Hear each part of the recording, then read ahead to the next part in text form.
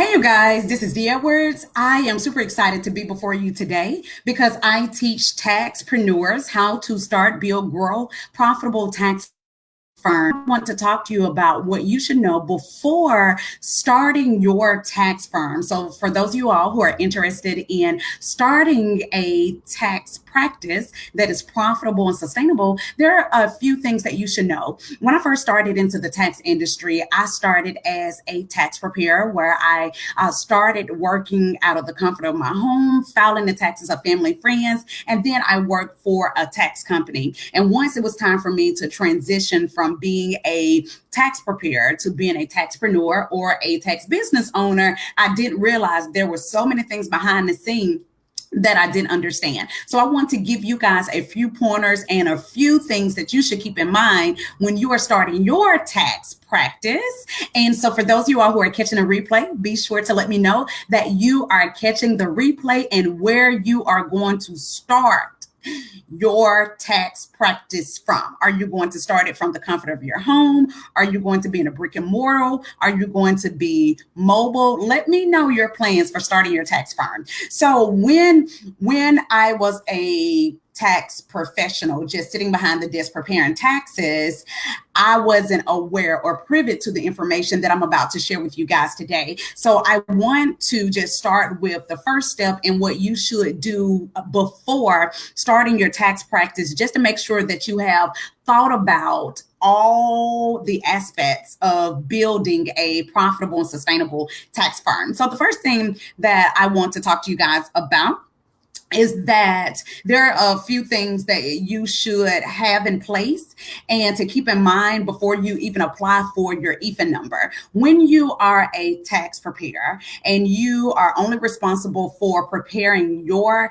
taxes and then someone else submit the tax returns that you file, then there is liability that is attached to your P10 number. But when you are a tax business owner, you carry the liability of the tax professional that filed the taxes plus the liability of your firms, because the IRS, they expect you to have certain policies and procedures to make sure that the tax preparers are following the right procedure and completing due diligence. So you have to just be very mindful when you are starting your tax practice as to who you bring aboard, and to understand that there's a high level of accountability as a tax business owner. So let's talk about this for a second. Before you apply for your EFIN number, and an EFIN number is an electronic filing identification number. This is the number that the IRS used to identify all of the tax returns that was prepared under your EFIN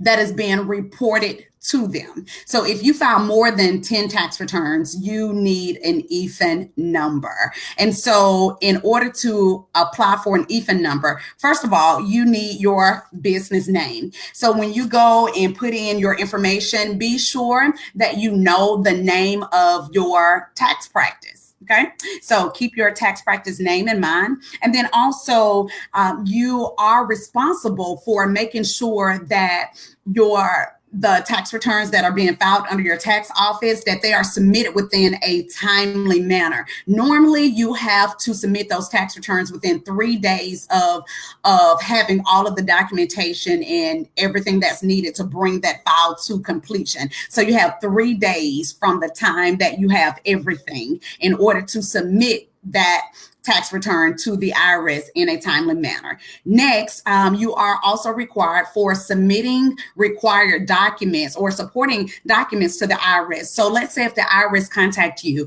and they want to audit your files or they need additional information from you as a tax business owner, then you are required to submit whatever documents that they request of you.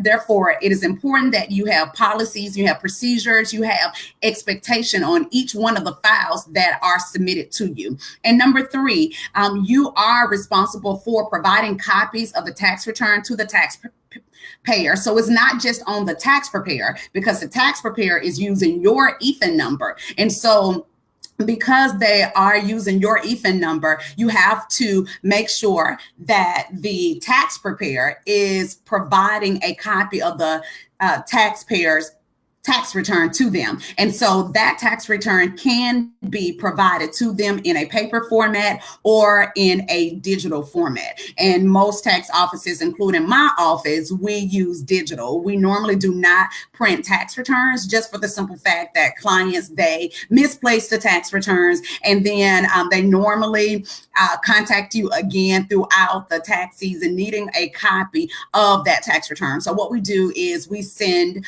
all of the tax returns to our clients digitally. Okay. Next, you are responsible for retaining records and making records available to the IRS. You, as the tax business owner, you are responsible for keeping records for all of the tax returns that the preparer has filed. So let's say if you have a tax prepare in your office, what you need to understand is that that file does not belong to the tax preparer. And I've seen this happen so many times. A tax preparer, they'll come work under your EIFN number, and because it may be their clients that they recruited, because they may be an independent contractor, right? So they'll feel that the files that they have or the client's information belong to them. No, when you are the EIFN holder, when you are the ERO, that means that you are responsible for having those records, and you have to have them in a secure place. And if the IRS ever asks for a copy of those records, you are responsible for providing those records to the IRS. And then next, you are responsible for clearly putting your tax business name in a visible place. So let's say that you use your name and you do business as, for instance, I do business as Accurate Tax Services, right? And so when my clients come into the office, it is our requirement as an ERO or EIFN holder to have the tax business name displayed so others can see it. So you cannot be preparing taxes, let's say hypothetically, at one tax office, but on the tax return there's another tax office name that is listed, without displaying both of the tax offices' names in the office, because an EIFN number is only EIFN number is, you only get an EIFN number for one location. So you cannot use the same EIFN number for multiple locations. So let's say if you have a location in Birmingham, Alabama, and then you have another one in Center Point, Alabama, then you are required to have two different EIFN numbers. Okay.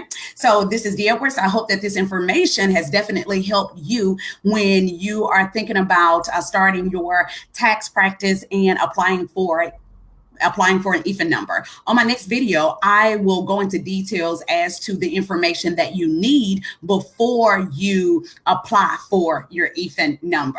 Now, if you guys have not heard, the Taxpreneur Masterclass will be held in Birmingham, August the 11th. Yes, August the 11th. I'm super excited because this class is tailored for taxpreneurs, those who own a tax business and you're interested in building a six-figure firm. It is definitely possible to build a six-figure firm within 90 days, but you have to have strategy, you have to have a plan, and you have to go hard in order to do so. If you would like to learn more about the Taxpreneur Masterclass, be sure to visit www.sixfiguretaxfirm.com, and I will send the information right to your messenger. Okay, until we meet again, don't forget to work extremely hard to become the tax firm that you truly desire to have. Have an amazing day. See you at the top.